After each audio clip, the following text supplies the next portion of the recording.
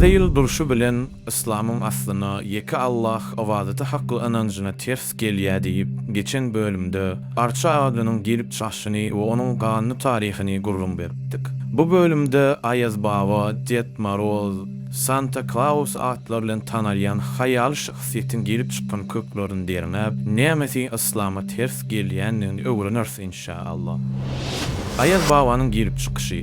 Birinjisi, Hristiyan kökleri, Saint Nicholas, yani Mukaddes Nicholas. Hristiyan çeşmelere göre ol sahilavi esasanam gariplara gizin sowut berme bilen meşhur ekeni. Gallantiyalar onu Sinterklaas diýen ekenler. Haçan olur Amerika göç edenlerini İngiliz dili bilen garaşyp Santa Claus emele gelipdi. Indi bunun İslama ters yeri näme? Bize zyklanyran zat Ded Moroz'un ya Santa Claus'un arzulary hasyl edýän, sowut paýlayan, uçup gonyp keramat görkezýän häsiýetleri nerden gelip çykdy? Hristiýanlar öz ruhanlaryny mukaddesleşdirip, olary çokunmalary bilen meşhurdurlar. Ayetde Allah Taala şeýle diýär. Yahudiler ruhanlaryny, Nasranlar hem manahlaryny we Meryem oğlu İsa Mesihi Allah'tan başga Rabb edindiler. Ýogsa olara ýeketek Allah'ı ibadet etmekleri emir edilipdi. Ondan başga ibadeta laýyk ilah ýokdur. Ol Allah olaryň şer oşyan zadyndan pekdir. Şonuň üçin Ayaz Baba, Ded Moroz, Santa Claus bu häsiýetleri şol ruhanlardan miras alan bolmaly. İkincisi, adymy demirgazyk kökleri.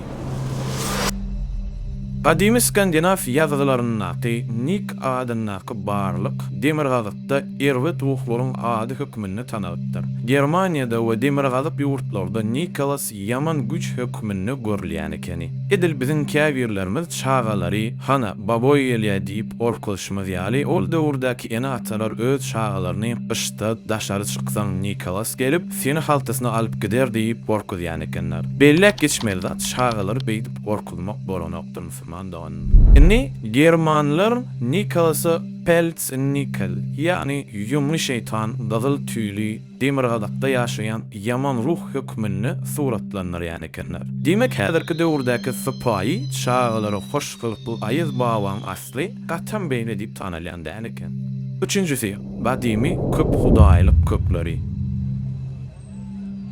Kadimi Rimlilerin ve Greklerin Vakhanaliya ve Saturnaliya diýip ışpastyny bayram şartları bar eken. Şol bayramlaryň nişany hökmünde Gullokan, Ağar sakally Sanin, yani Ayaz Babaň arabasynyň üstüne bir darry görkezilýär. Ol uçan jandarlar bilen keşiplendirip keramat işleri edýänleri suratlanýar. Ha, bu hem Ayaz Babamyzyň hakyky gelip çykan ýüzlerinden birisi.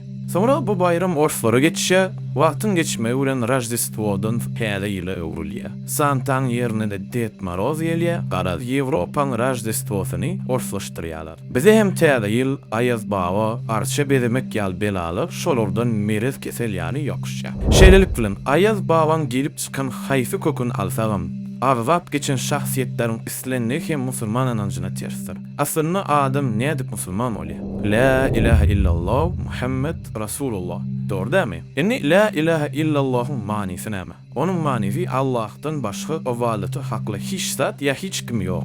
Yani Allah'tan başga arzulary hasyl edýän yok. Allah'tan başga dilek dualar eşidip kabul edýän yok. Ayette Allah Taala şeýle diýär. Özüniň dilegine te piyamat gününe çenni jogap berip bilmejek. Hem-de özleriniň edilýän dileginden bir habar bolanlara ibadet edip Allah'tan başgasyny çağırýan kişiden has ağlaşan başga kim bolup biler?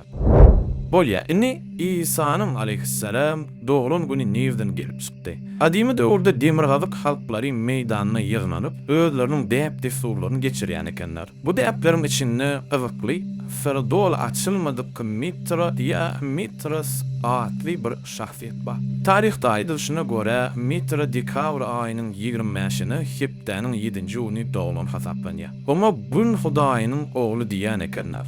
Demirgazyk halklar çörek we şarap bilen ýürüýte mukaddeslik dawrasyny geçirýän ekenler we onuň adamzadyň günäler üçin ölünligi aýdylýardy. Bu häzirki hristiýanlaryň İsa hakynda inanjy, olar hem İsa biziň günälerimiz üçin öldü diýerler. Hepdäniň her 7-nji güni çörek we şarap dawrasyny geçirýärler. Ýöne ensiklopediýalardan Mitra barada gözlesemiz onuň adynyň döwlet tarapyndan pollanyny aýdylýar. Näme üçin? Rimliler özlerinin köp hudaýlyk dinlerini ütgötçek bolanlaryny özlerini peýgamber dini bilen baglamak üçin İsa peýgamberiň getiren dinini ütgödüp öz köp hudaýlyk däpleri bilen garýarlar. Näçe ýyllap dowam edip gelýän şirki däp deforlary, tewiret paraz dawaralaryny buradan ýok edip bolanyp. Şonuň üçin hristiýanlyk bilen garynty edýärler. Hut şol sebäpli adimy Grek we Rimlilerdäki Vakhanaliýa we Saturnaliýa bayramlarynyň ornuny İsa'nyň doğulun güni diýip bellediler. Hakykatdan hem häzirki döwürde täze ýyl bellenişe seretsek, edil şol tewiret parallaryň bellenişine meňzeýär. Her durly irimit, çenden aşa içki şerap, tans, aydymsal, köçe dawaralary, oýunlar, fowat alyp berişme, her türlü ýeginiş, ahlak boluklugy, zyna,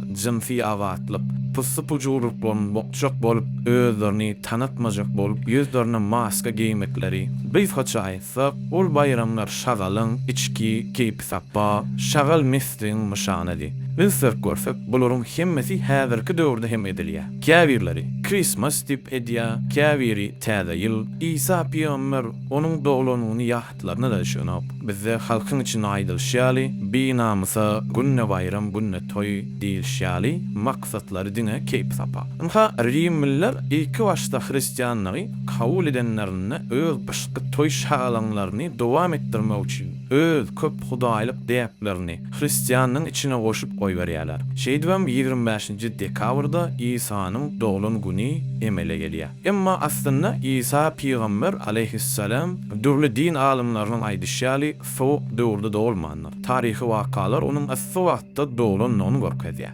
Hristiýan çeşmeleri İsa aleyhissalam doğulunyny çopanlaryň sürülerini daşarda gezdirenligi agdalýar. Bu aslynda Palestinada gaşta edilýän zat däl. Kur'an'da Meryem suresinde şeýle gelýär.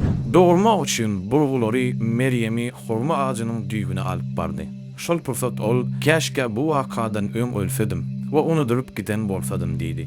Ağacyň aşagyndan oňa gynanma. Perwerdigarym seniň aýagyň aşagynda bir çeşme peýda etdi. Sen hurma ağacyny özüme tarap silkele, üstüme ter hurmalar açar.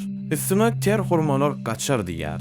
Ter hurmalar hem asy bitişýär. Şeýlelip gülen İsa peýgamberim asy döwürde doğulanyny dörl çeşmeler tasdikleýär. Musulman doganlar, bu zatlar giňişligiň gurrun bermeýändigiň sebäbi täze ýylyň aslyn tanamak, kimden gelip çykanyny bilmek we onuň dinimizde ters gelýänini öwrenmekdir. Indiki bölümlerde kapyrlaryň bayramyny bellemek barada gurrun ederiz inşallah. Allah Taala bize we çağalarymyza hak tanap onu eýermekligi, batyly bilip ondan daşlaşmagy nesip etsin.